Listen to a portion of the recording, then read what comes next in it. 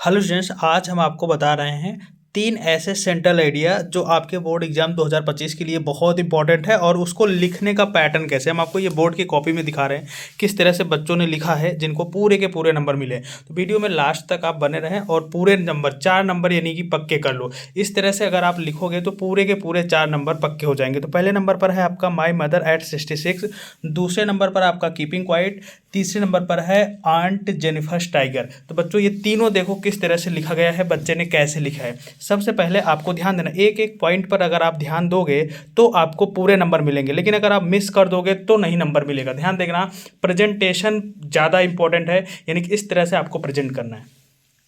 सबसे पहले आपको आंसर नंबर 10 डाल देना है। सेंट्रल आइडिया जिस नंबर पे आता है 10 नंबर पे आता है। फिर द पोएम द पोएट। बच्चा कहता है ये क्यों लिखो भैया, यही तो है प्रेजेंटेशन। आप किस तरह से क्या प्रस्तुत कर रहे हो वही तो माने रखता है, उसी का तो नंबर मिलता है।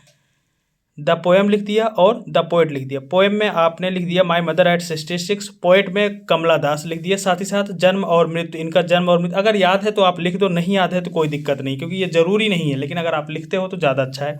उसके बाद आप सेंट्रल आइडिया डाल के पूरा का पूरा सेंट्रल आइडिया लिख दिया। लास्ट में एक कोटेशन भी डालना है। कोटेशन हिंदी, इंग्लिश या संस्कृत किसी भी भाषा में हो सकता है, लेकिन इसी चैप्टर से रिलेटेड होने चाहिए। और चैप्टर में 2 जगह ऐसे पॉइंट बनाओ जो अंडरलाइन करो, जिससे एग्जामिनर आपको स्टार्टिंग पॉइंट और लास्ट पॉइंट पढ़े, उसके बाद आपका क्या देख ले, कोटेशन देख ले और पूरे के पूरे नंबर दे दे। तो आप इसका स्क्रीनशॉट ले लीजिए, इसी तरह से छाप दीजिएगा, ठीक है। चलिए दूसरा दिखाते हैं हम आपको।